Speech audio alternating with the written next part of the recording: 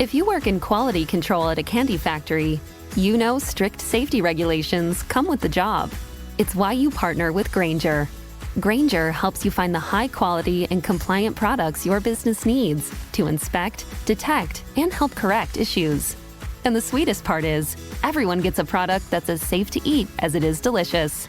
Call 1-800-GRAINGER, click Grainger.com, or just stop by. Grainger, for the ones who get it done. The Mercury Theatre on the air.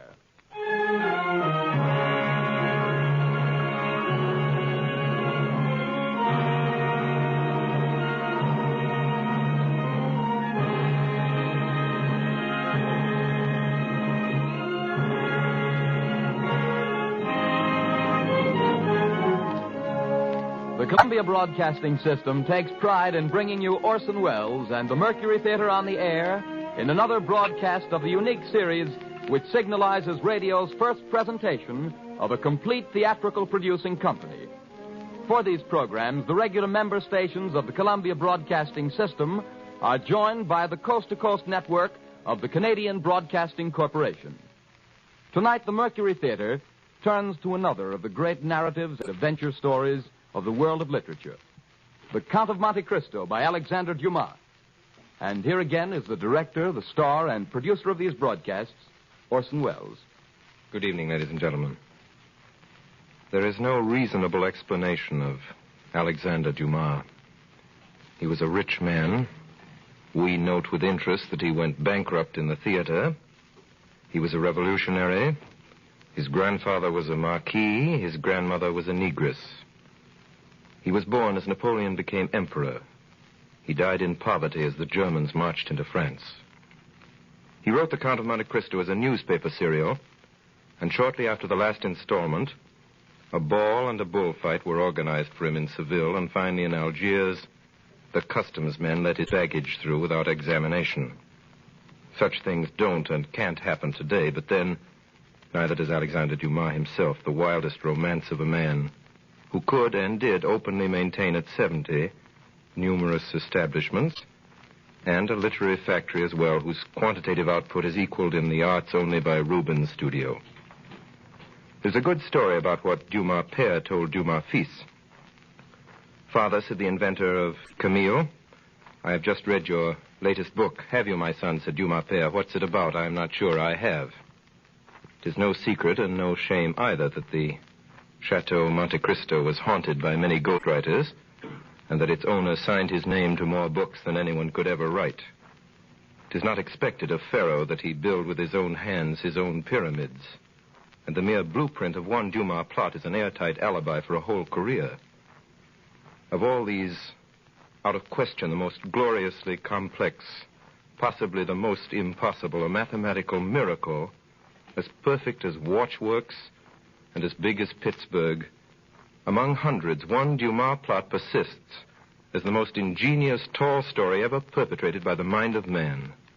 God's vengeance on radio scriptwriters and your indestructible delight in spite of us. Here, then, is a humble 57 minutes worth of The Count of Monte Cristo.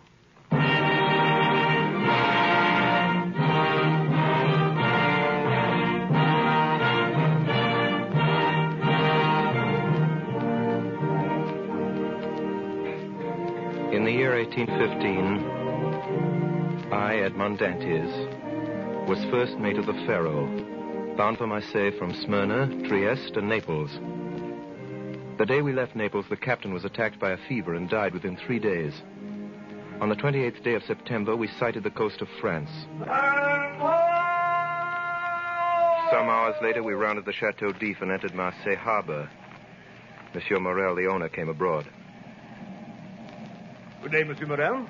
Good day, Monsieur Danglars. You've heard of the misfortune that's befallen us, Monsieur Morel? Yes, you mean poor Captain Leclerc. He was a brave and an honest man. And a first-rate seaman, growing old between sky and ocean. Well, a man needs not be old, Danglars, to know his business. Edmond Dantes, your mate there, seems to understand his thoroughly. Hey, let go the anchor!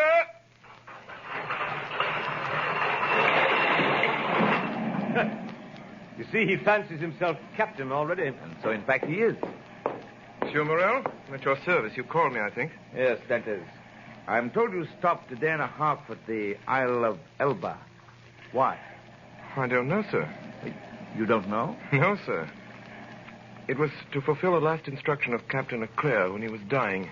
He gave me a packet to be delivered on the island. You did right, Dantes, to follow Captain Leclerc's instructions, though if it were known that you've delivered a packet to the island, it might get you into trouble. How could it get me into trouble, sir, if I don't even know what it was I was delivering? Beg your pardon, sir. Here, the customs officer's coming alongside. Hey there, lower the companionway. Well, Monsieur Morel? Yes, Monsieur Danglars? Edmond Dantes gave you satisfactory reasons for his landing at Elba? Oh, yes, quite satisfactory. So much the better. Yes, it was Captain Leclerc who gave orders for this delay. Talking of Captain Leclerc, has Dantes given you a letter from him? To me? No, was there one? I believe that besides the packet, Captain Leclerc had confided a letter to his care. Of what packet are you speaking, Danglars? Of that which Dantes left at the Isle of Elba. How do you know he had a packet to leave at the Isle of Elba? I was passing close to the door of the captain's cabin, which was partly open. I saw him give the letter and the packet to Dantes. He didn't speak to me of it, but if there was any letter, he'll give it to me. Danglars, you'll report to the office this afternoon with the bills of lading and the storage plans. Good day. Good day, Monsieur Morel.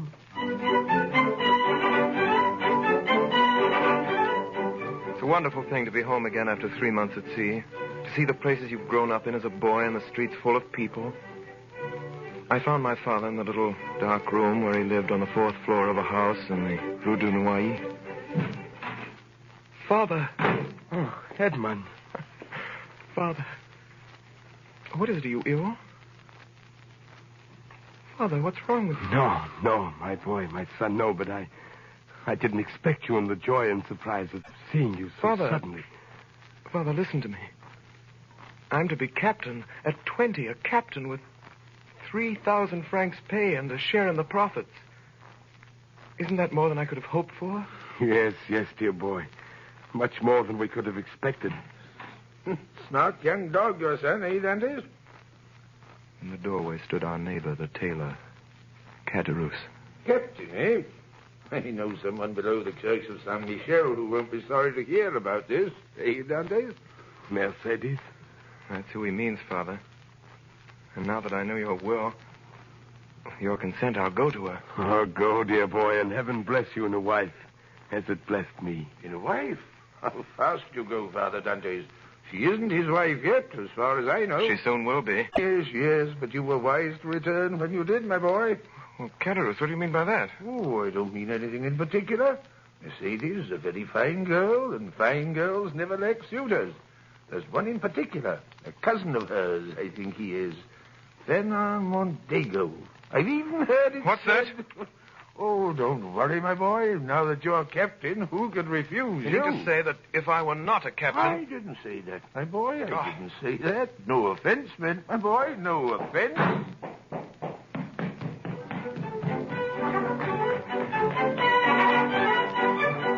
I went into the street, down past the church of Saint Michel, into the fisherman's quarter. Mercedes! Mercedes! Edmond, you're back. We were in each other's arms. The burning sun of Marseille covered us with a flood of light. At first I saw nothing but her face raised to mine. The shining eyes, the eager lips. Then suddenly in the room behind us I saw the face of a young man, pale and threatening. And I saw that he had his hand on a knife at his belt. Mercedes, who is this man? Mercedes, I did not expect to meet an enemy here in your house. He is no enemy. This is my cousin. We've been friends since childhood. Fernand is the man whom, after you, Edmond, I love best in the world. Well, give me your hand, Fernand. Is your name Edmond Dantes? Fernand Mondego came forward. For an instant, I saw a look of deadly hatred in his eyes. Then, quickly, without giving me his hand, he went past us and out into the street.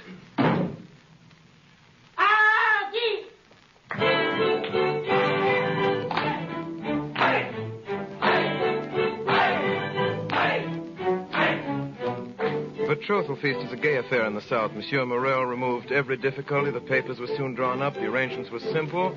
Mercedes had no fortune. I had none to settle on her, and the wedding was set for 2. All our friends were there, and the crew of the Pharaoh and Mercedes people from among the fishermen.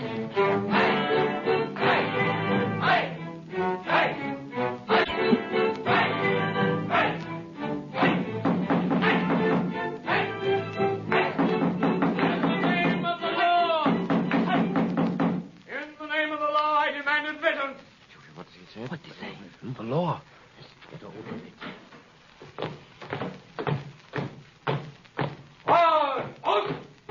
Who among the persons here assembled answers to the name of Edmond Dantes? I'm Edmond Dantes. What do you want of me? Edmond Dantes, in the name of the law, I arrest you. Arrest me? You'll be duly acquainted with the reason for your arrest at your first examination. Officer, he is my son. He's done nothing wrong. He's a good boy. Edmond. It is possible, in which case every reparation will be made. Edmond. Meantime, Edmond Dantes, you're under arrest. Why? Follow me. All attention! All!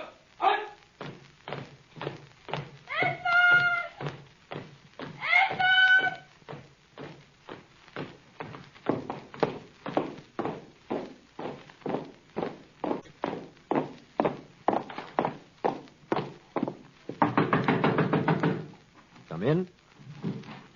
Monsieur de Villefort, here is the prisoner. Bring him in. Wait outside. Yes, sir. What is your name? Are you the king's prosecutor, sir? Yes. Your name? My name is Edmond Dantes. Give all the information in your power. Have you served under the usurper, Napoleon? No, sir. It is reported that your political opinions are extreme. My political opinions? Alas, I never had any opinions. I'm hardly 19, sir. What do you make of this, then? It is a letter, Monsieur Dantes. Well, read it. Monsieur, the king's prosecutor is hereby informed by a friend of the throne and religion that one Edmond Dantes, mate of the ship Pharaoh, arrived this morning from Smyrna after having touched at Naples and the island of Elba. He's been entrusted by the usurper with a letter for the Bonapartist committee in Paris. Proof of this crime will be found on arresting him, for the letter will be found on his person, his father's, or in his cabin on board the Pharaoh. I'm sorry, sir, I don't understand it. Do you know the writing? No, sir. Whoever did it writes well. Now, have you any enemies? Not that I know of, sir. Now answer me frankly. Not as a prisoner to a judge, but as one man to another. Is there any truth in this accusation? Well, not at all, sir. I swear by my honor as a sailor. Then I told him my story. I told him how Captain Leclerc on his deathbed had entrusted a packet to me and told me with his dying breath to deliver it to the island of Elba. What did you do then? What should I have done, monsieur? What every man would have done in my place. I sailed for the island of Elba. I delivered the packet and was given in return a letter to be delivered to a man here in Marseille. I did it because it was what my captain had told me to do. I landed here yesterday. That is all, sir. I see. Well, that sounds like the truth. Now, give up this letter you have brought from Elba. Give us your word that you will appear if you're called, and go back to your friends. I'm free then, sir? Yes. But first, give me this letter. Well, here you are, sir.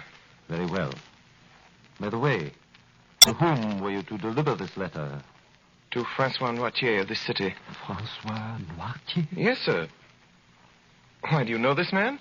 A faithful servant of the king does not know conspirators. Have you shown this letter to anyone? To no one, sir, on my honor. Nobody knows that you are the bearer of a letter from the Isle of Elba addressed to Francois Noirtier? Nobody, sir, except the person who gave it to me. Why, sir? What's the matter? What's the matter, sir? You give me your word of honor that you're ignorant of the contents of this letter? My word of honor, sir, but what's the matter? You're ill, sir. Shall I call for help? No, stay where you are. It is for me to give orders here, not you. I'm sorry. I am no longer able, as I had hoped, to restore you to liberty. Before doing so, there are formalities to be gone through. I'll try to make them as short as possible. The principal charge against you, as you know, is this letter. And you see what I do with it. You see, I destroy it. Oh, Monsieur de Villefort. Your goodness itself. Now then, do you trust me? Order me, sir, and I'll obey. Listen, This is not an order, but advice that I give you. Yes, monsieur. I shall keep you until this evening here in the Palais de Justice. Yes, sir. Should anyone else question you, don't breathe a word of this letter. I promise. You see, the letter is destroyed. You and I alone know of its existence. So if they question you about it, deny all knowledge of it. I will, sir. It was the only letter you had? It was. Swear it? I swear. Did you ring, monsieur? A guard entered. Villefort whispered something in his ear, to which he replied by a motion of his head. Follow this man, Monsieur Dantes. He has his orders.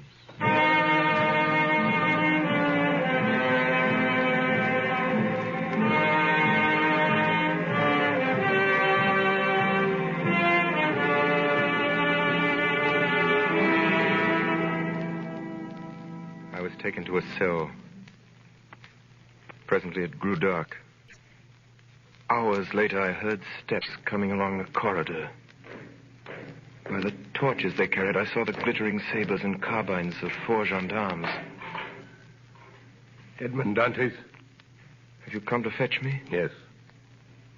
By the orders of the king's prosecutor? I believe so. Come with us.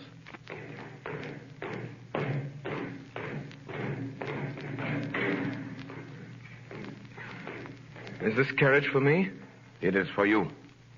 Get in.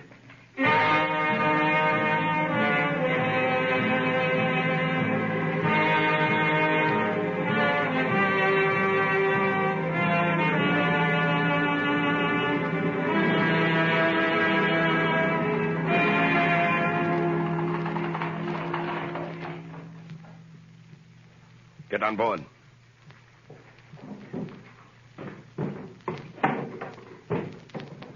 Heave off there!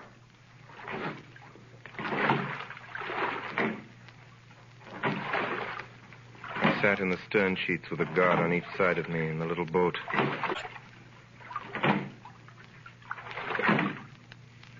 There! King's business! Lower the chain!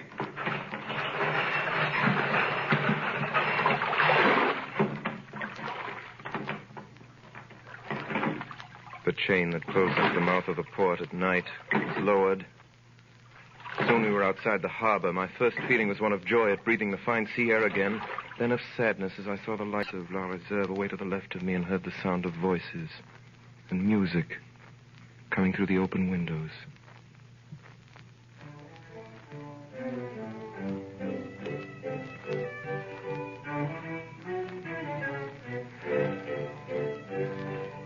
Now we had passed the Tête de Mort. We were in front of the lighthouse. We were about to double the battery. Where are you taking me? You'll soon know. But I want to know... We are forbidden to give you any information.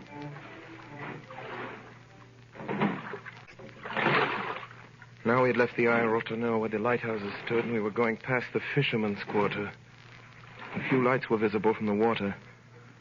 If I cried out, perhaps Mercedes might hear me.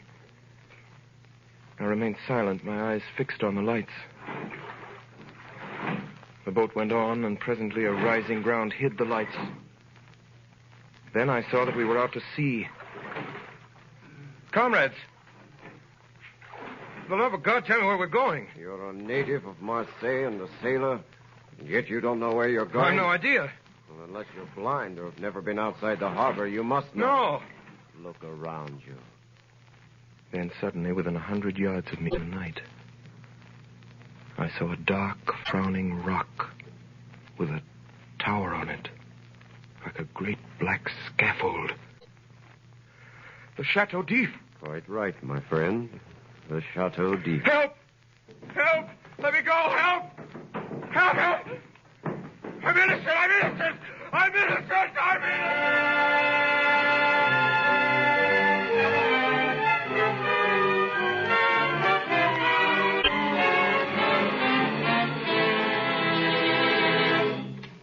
Dantes! Dantes! Haven't you slept?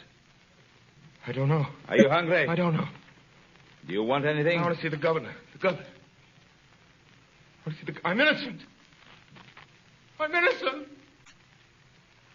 I'm innocent!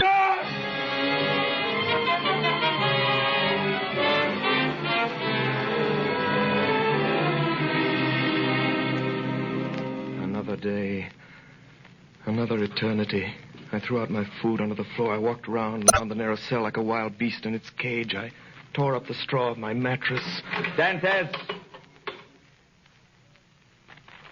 Well, are you reasonable today? I want to see the governor. I've told you that's impossible. Why is it impossible? It's not allowed. I want to see the governor. Take my advice, my friend. Don't brood over what's impossible. You'll go out of your head. You think so? We had an instance of it here in this cell. The priest who was here before you. He kept offering the governor 1,000,000 francs for his freedom. In the end, he went out of his head. When was he in this cell? 2 years ago. Was he set free? No. He was put in a dungeon. Listen to me. I want to see the governor. If you don't let me see the governor someday, I'll hide behind the door. And when you come in, I'll dash your brains out with a stool. That's, eh? Hey, put that stool down. Are you going to let me see the governor? Put it down. Put that stool down. Put it down. Well, do I see the governor? Yes. You shall see the governor at once. That's better. It's better. Hurry. Hurry!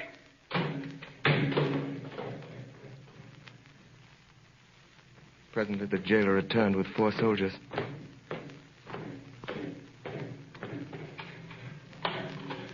By the governor's orders, take the prisoner to the floor below. The dungeon, then? That's right. We put madmen with madmen. You don't understand, Alexandre. I tell you, I'm innocent. I'm innocent. I'm innocent.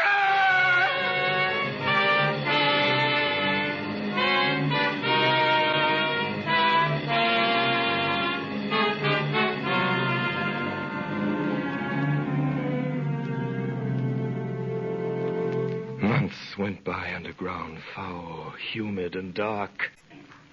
Every day, twice a day, morning and evening, the jailer came to my cell and put down the vile food and went away without speaking to me.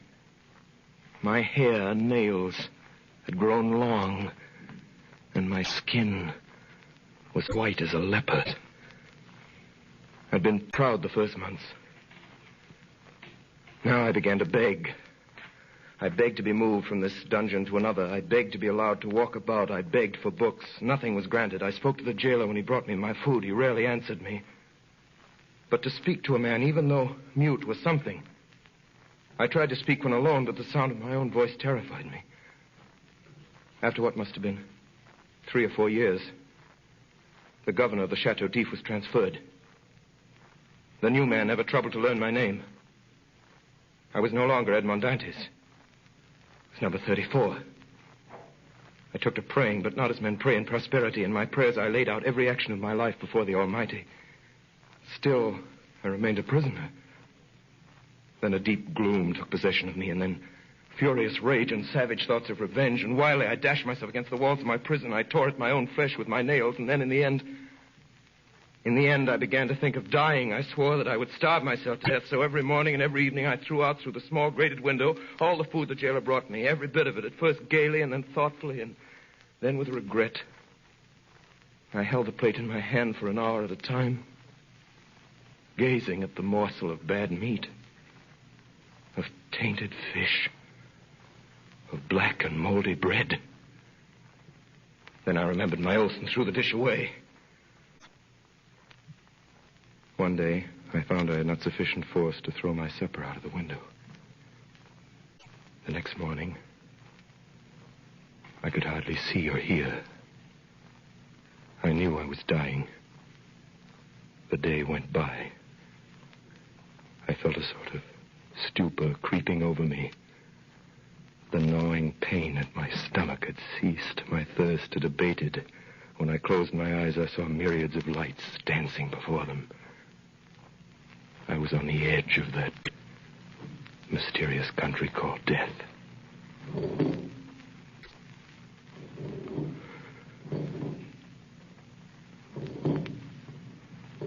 Suddenly, a little after dark, I heard a hollow sound in the wall against which I was lying. I sat up and listened. It was a continual scratching, as if made by a huge claw, or some iron instrument scraping against the stones. Then all was silent. Soon afterwards it began again. Nearer. And more distinct. Perhaps it was only a workman repairing a neighboring dungeon. I would soon find out. The sound continued. With the earthenware jug, I knocked against the wall where the sound came.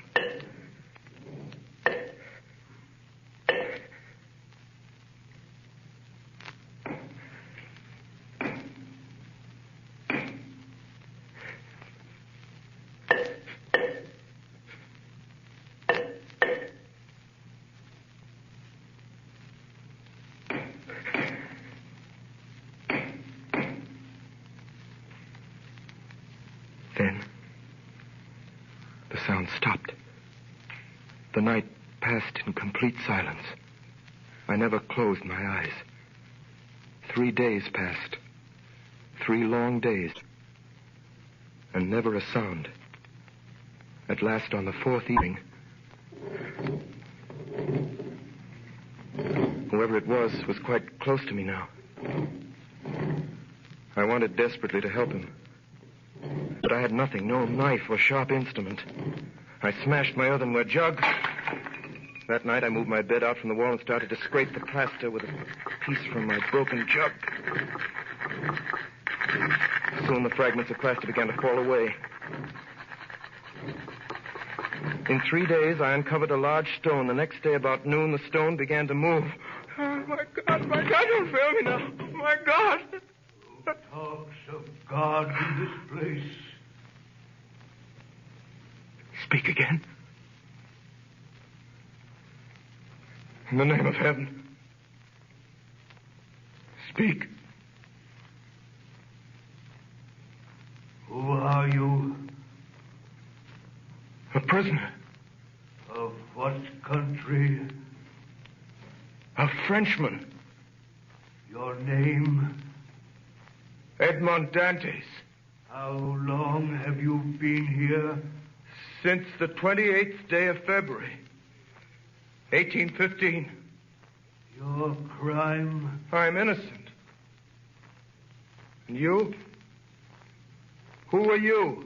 I am number 27. How long have you been here? Since 1804. 20 years. All that night we worked.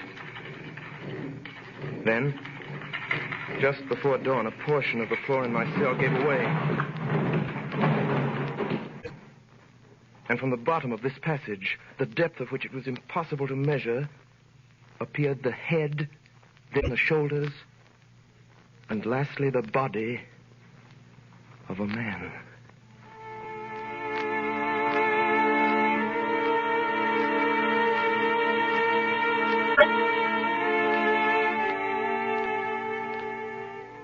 To this man, I owe all that I possess, all that I know, all that I have become.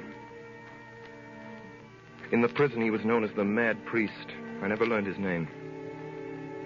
For 8 years, we saw each other every day, using the tunnel he had dug through the solid rock, concealing the mouth of the passage with stones carefully fitted in place.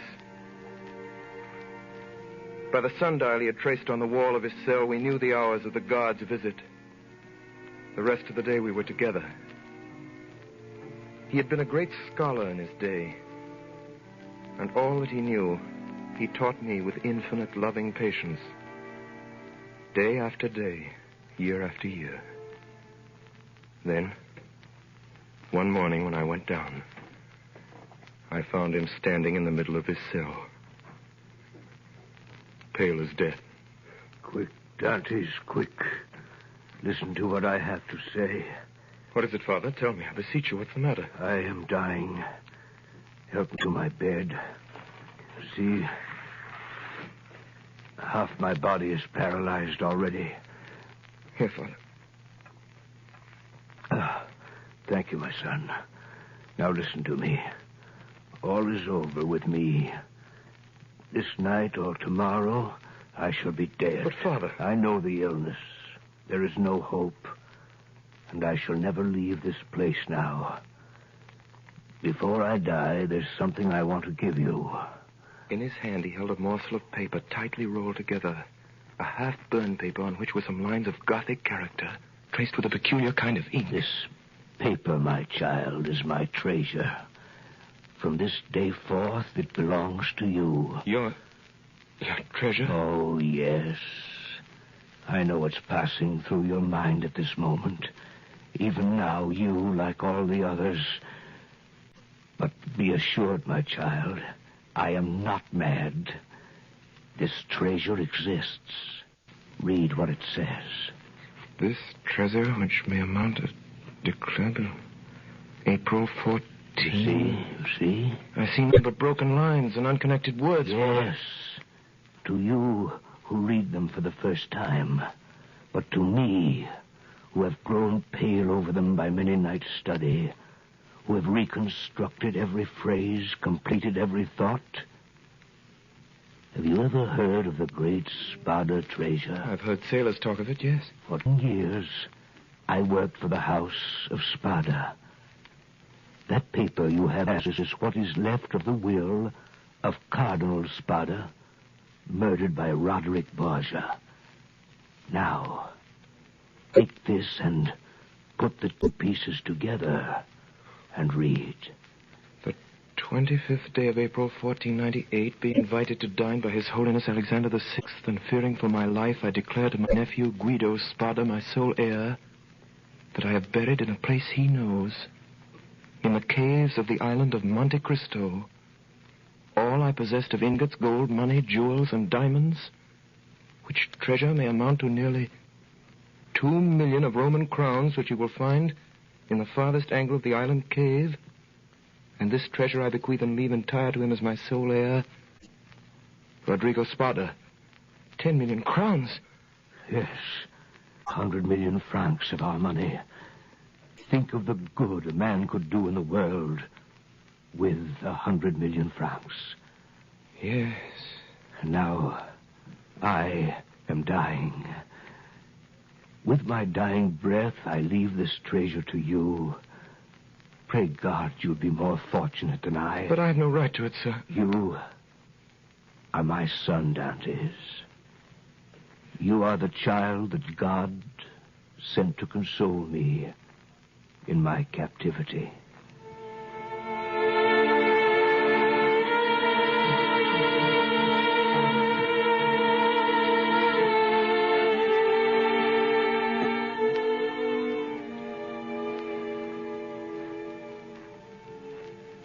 Two days later, in fearful agony, he died.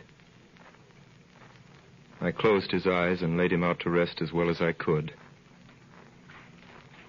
That night, the governor of the prison came down to look at the body. Well, the madman's gone to look after his treasure.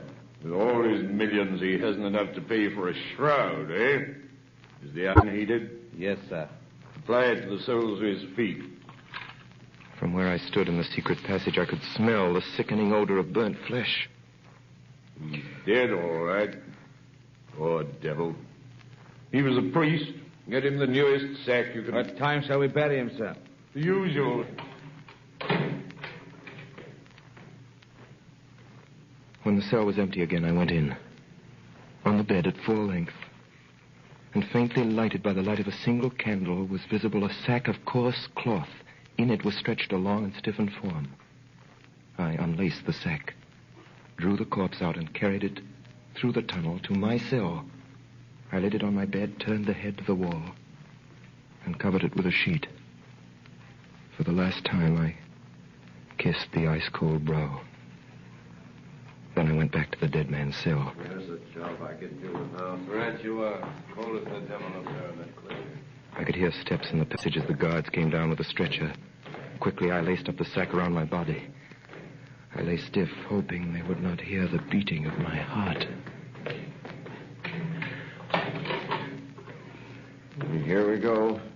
You take the head. I'll take the feet. He's heavy enough for an old man.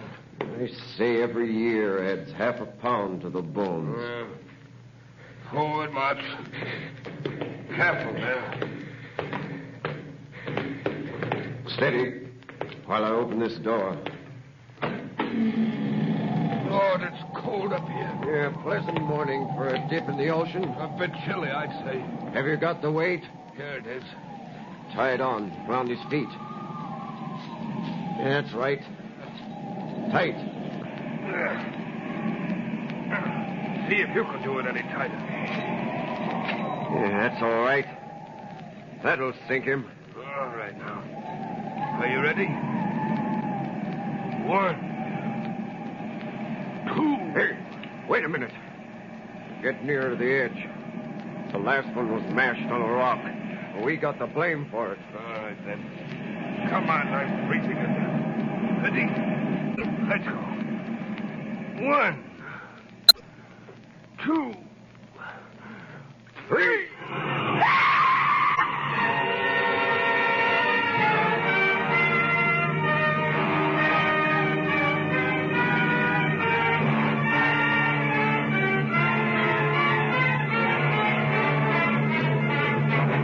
You are listening to the CBS presentation of Orson Welles and the Mercury Theatre on the Air in Alexandre Dumas' Count of Monte Cristo.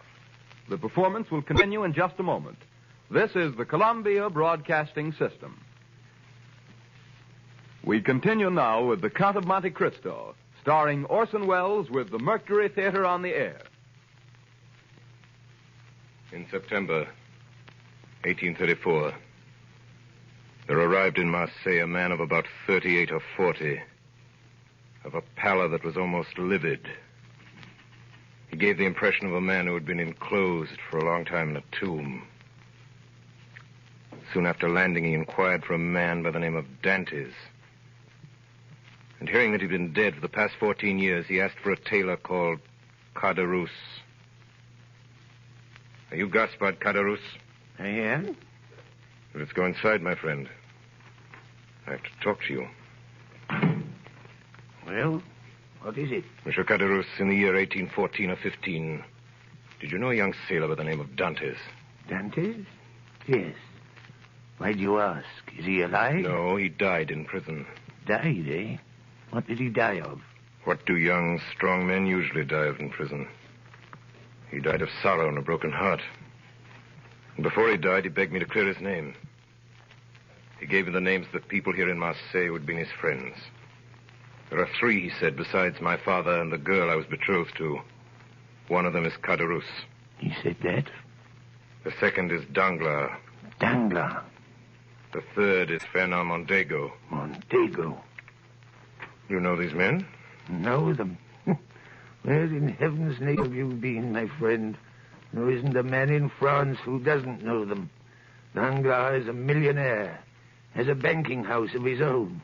Baron Danglars, he calls himself now. And Mondego's a count and a cabinet minister and an officer of the Legion of Honor, with a house in Paris a block wide. I could tell you something about these 2. Not that it'll do much good now that he's dead. Who? That young fellow you were talking about, Dantes. I've a good mind to tell you anyway. Do you know who sent Edmond Dantes to prison? Well, I do. It was 2 men who were jealous of him. One for love and one for ambition. And do you know who they were? I'll tell you. Mondego and Danglars. I thought they were his friends. That's what he thought. What did they do? They denounced him to the police as a traitor. And was he a traitor? No more than you or I. Which of the 2 denounced him? Both, monsieur. It was Danglars who wrote the letter, and Mondego who put it in the post. When was this letter written? At La Réserve, the night before the wedding. How do you know? Were you there? I was at the next table. They thought I was too drunk to hear. I see. How about this girl Dantes was betrothed to? Mercedes? Yes. Yes, that's her name. What happened to her? Well, sir, that's a sad story. When Dantes was arrested, she was nearly mad with grief. Pitiful it was. 6 months went by and there was no news of him. And every day there was her mother telling her he was dead and telling her to marry Mondego. She came to see old Dantes. Edmond is dead, he said to her. If he weren't, he would have returned to us. Then the old man died, and that left her quite alone. Still she waited, and still no word from him. Then in the end, after a year, she married Mondego. And now she's one of the greatest ladies in Paris. A year. She waited a year. What did you say? Nothing. Nothing. You say Edmond Dantes' father died? Yes, soon after his son disappeared. What did he die of? If you ask me, he died of starvation. Starvation? The doctor had another name for it, and I know better. He locked himself up in his room and died of starvation.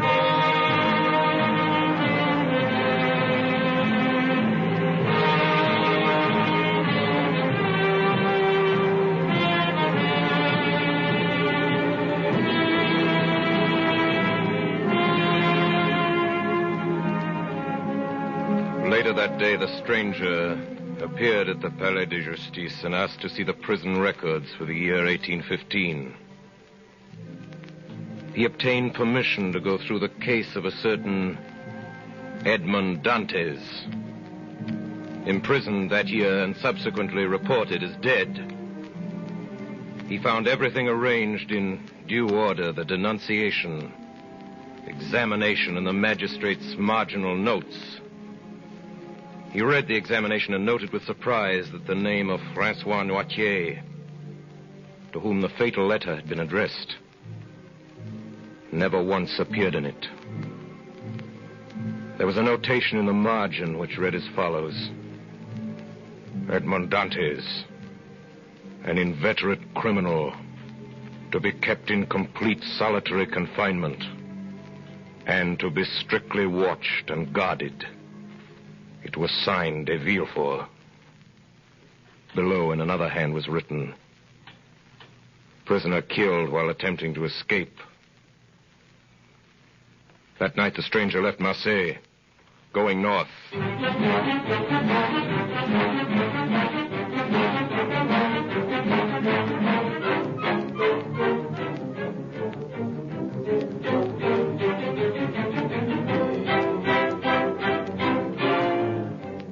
Villefort, Mondego, Danglars, Villefort, Mondego, Danglars. Find out everything there is to know about them. Every move they've made. Every word they've said.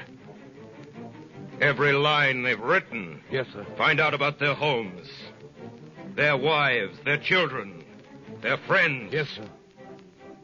Find out where they got their power, how they made their money, whom they robbed, whom they cheated, whom they murdered.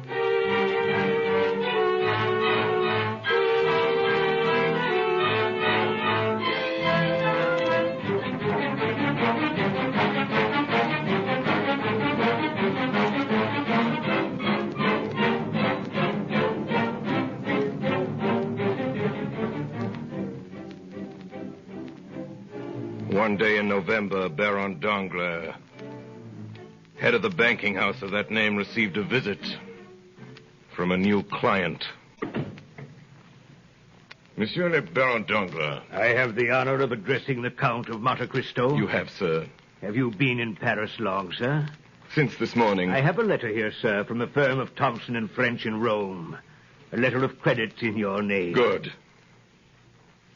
And I take it that beginning today my checks will be duly honored by your house. In this letter, sir, there is one thing not quite clear. Indeed. According to this letter, the Count of Monte Cristo is to have unlimited credit on our house. And what is there in that simple fact that requires explanation? Merely the term unlimited. Are you suggesting that Thompson and French are not looked upon as solvent bankers? Oh, no. It was not their solvency that I spoke of. I see. But the word unlimited in financial affairs is so extremely vague a term. To me, Baron, the word means exactly what it says. It means without limitation. I assure you, sir, that up to the amount of $1 million... I beg your pardon. I said that should you be hard-pressed, were you even to require $1 million... $1 million? My dear sir, for a trifle like that, I assure you I should never have troubled to open an account. 1 million francs. Excuse my smiling when you speak of a sum that I am in the habit of carrying in my pocketbook. I admit I am hardly If you would prefer not to handle this account, Baron, I have letters similar to yours addressed to Baring of London and Rothschild of the city. You need have no scruples in declining. I assure you I never No, entertained. no. No, you merely wish to be convinced that your stockholders ran no risk, nothing more. Very sound, Baron Danglars. I understand they include some of the greatest names in France. Am I right? The Duc de Mondego? The Baron de Villefort? It is not generally known that these gentlemen... Of course. Now we understand one another. I should like to draw tomorrow the sum of, shall we say, 6 million francs, half gold, half notes. 6 million francs? As you say, sir. If I should require more, I shall let you know. Oh, by the way, Baron Danglars, buy for me tomorrow 10,000 shares of Austrian Commonwealth. You have some information, sir, about this stock? You will find, sir, that I never gamble, except in certainties.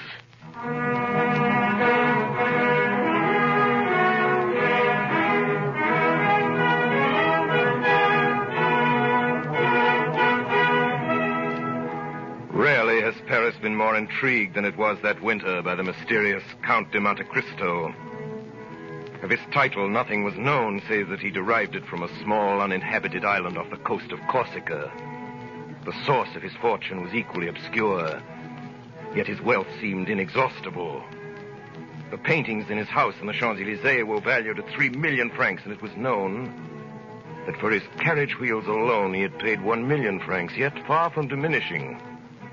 By the middle of December, successful speculation had increased his deposit at Danglars' bank from 4 to nearly 6 million francs. At the end of December, a ball was given by the Count and Countess de Mondego.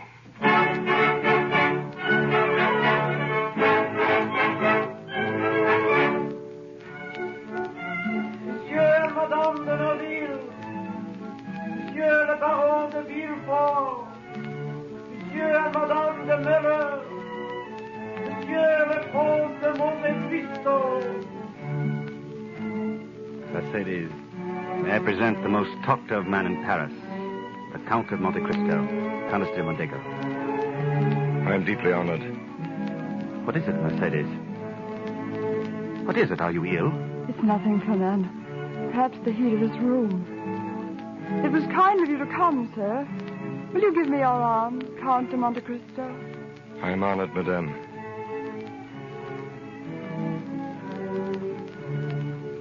Is it true, Count, what everyone is saying about you in Paris, that you've seen so much, traveled so far, and suffered so deeply? I have suffered deeply, madame. But now you are happy? No doubt, since no one hears me complain. And your present happiness, has it softened your heart? My present happiness does not equal my past misery. Are you not married? I married. No, madame. You are alone, then? I am alone. You have no sister, no father? I have none. How can you exist thus, without anyone to hold you to life? Madame, long ago, I loved a girl. I was on the point of marrying her, madame, when we were separated.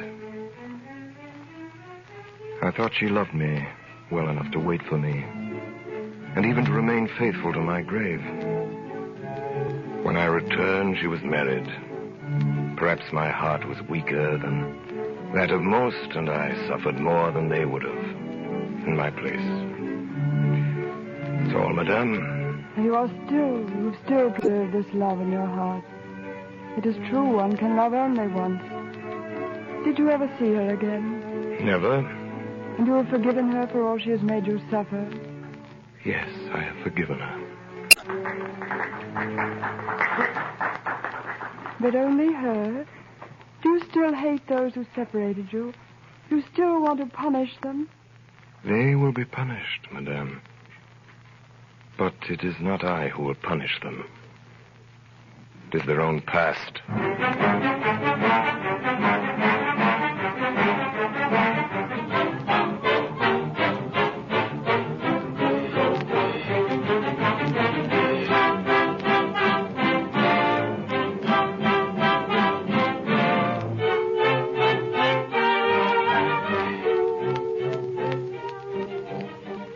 Danglars, Villefort, Mondego.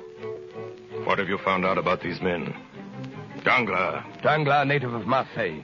Banker, 3 times bankrupt. Convicted of using charity funds. Yes. Recently suspected of plunging heavily with borrowed funds.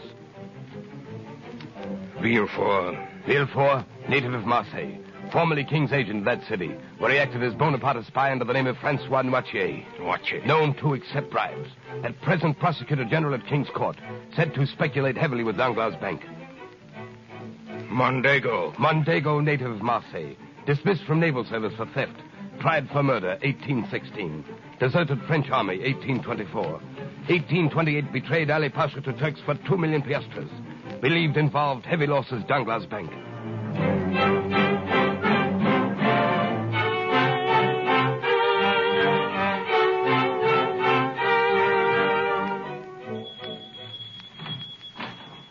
Monsieur Danglars. He's in the private office, Baron de Villefort.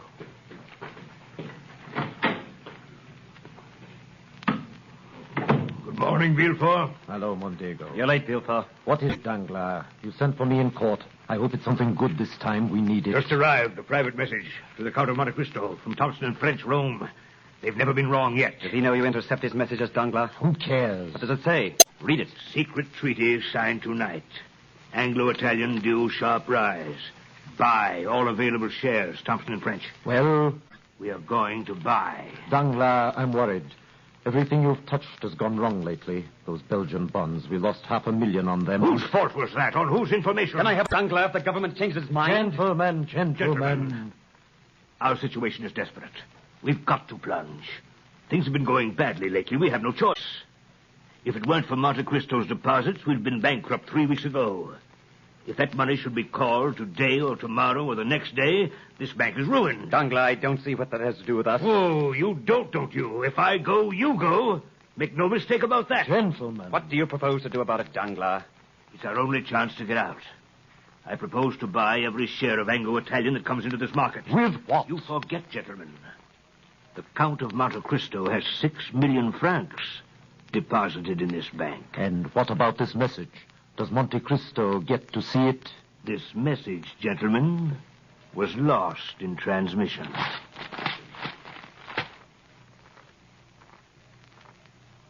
$300 shares of Anglo-Italian. 102. Sold. 200 Anglo-Italian. 105. 110. Sold. 500 Anglo-Italian. 110. 115. 117. 125. Sold. 300 shares of Anglo-Italian. 130. 135. 300 shares at 150. 100 shares of Anglo-Italian. 160. 175. Well, 62,000 shares. How much profit does that show? So far, $750,000. And it's only a beginning. Who was selling? I don't know. I couldn't find out. Come in. Well, what is it? The Count of Monte Cristo to see you, sir. Tell him I'm not... Good afternoon, gentlemen. I hope I don't intrude. Danglars? De Villefort? Mondego? How fortunate. Gentlemen, I'm here to say goodbye. Goodbye? I have decided to leave Paris for a while. Perhaps forever. Before I go, there are certain things I have left to do. Monsieur Danglars, I am in need of money for my journey. My credit on your books as of tonight is 6 million francs. Less about 1 million to cover certain stocks I sold short today. Here is a check for 5 million francs made out to cash. My carriage is outside. I'll take half in notes, half in gold. But surely... I beg your pardon? Surely, sir, such a very large sum. If you could conveniently wait for this money for 24 or for the most, 48 I told hours. you. Baron d'Angres, I'm leaving Paris tonight. Oh, by the way, Baron, you may be interested to learn. Less than an hour ago, Anglo-Italian went into liquidation. At this moment, that stock is worth less than the paper on which it's printed. But the message from Thompson and French... That message was sent on my instructions 3 days ago. You see, gentlemen, I own Thompson and French. It is not true that the treaty... As far as I know, Mondego, there never was any question of a treaty. And it means that you 3 gentlemen are ruined. It means that you, Danglars, have robbed the poor and the helpless for the last time. I'll prosecute you for this. I'll issue a warrant for your arrest. I don't think you will, Baron de Villefort. In the first place, that message was addressed to me. In the second place, since noon today, there has been in the hands of the Minister of Justice a complete record of the career of Francois Noirtier, Baron de Villefort, spy, thief, forger, informer, What are you? perjurer. Who am I? Still you do not know? I know you very well, Fernand Mondego. And tomorrow all Paris will know you for what you are. Deserter, traitor, murderer. Who are you? What have we done to you? You condemned me to a slow, horrible death. You killed my father. You deprived me of love, of freedom, of happiness. Stop! In God's name, who are you? I am the specter of a wretch you buried in the dungeons of the Chateau D'If. You guess it now, do you not? Or rather, you remember it. For notwithstanding all my sorrows and my tortures, I show you now a face which has the happiness of revenge and which is young again. A face you must often have seen in your dreams since your marriage, Mondego, with Mercedes, my betrothed. Yes, Mondego. I am Edmond Dantes.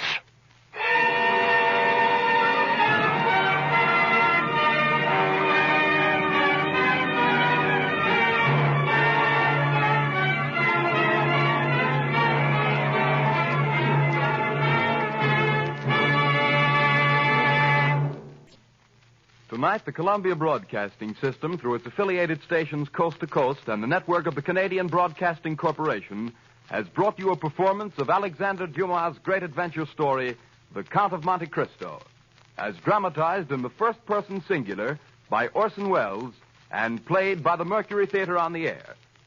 In the cast this evening, Ray Collins as the Abbé Faria, George Coulouris as Monsieur Morel, Edgar Barrier as de Villefort, Eustace Wyatt as Caderousse, Paul Stewart as Old Dantes, Sidney Smith as Fernand Mondego, Richard Wilson as the officer, William Allen as a merchant, Anna Stafford as Mercedes, and Orson Welles as Edmond Dantes, the Count of Monte Cristo. The orchestra was directed by Alexander Semmler, and Davidson Taylor supervised the production for CBS. Dan Seymour speaking.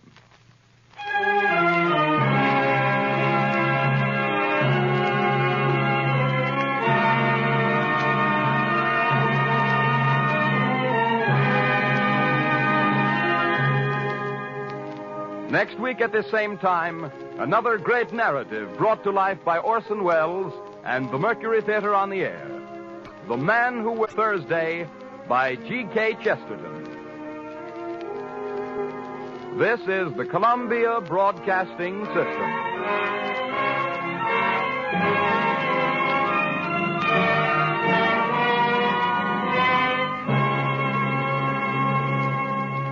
Ryan Seacrest here. When you have a busy schedule, it's important to maximize your downtime. One of the best ways to do that is by going to ChumbaCasino.com. Chumba Casino has all your favorite social casino games like spin slots, bingo, and solitaire that you can play for free for a chance to redeem some serious prizes. So hop on to ChumbaCasino.com now and live the Chumba life. Sponsored by Chumba Casino. No purchase necessary. VGW Group. Void where prohibited by law. 21 plus. Terms and conditions apply.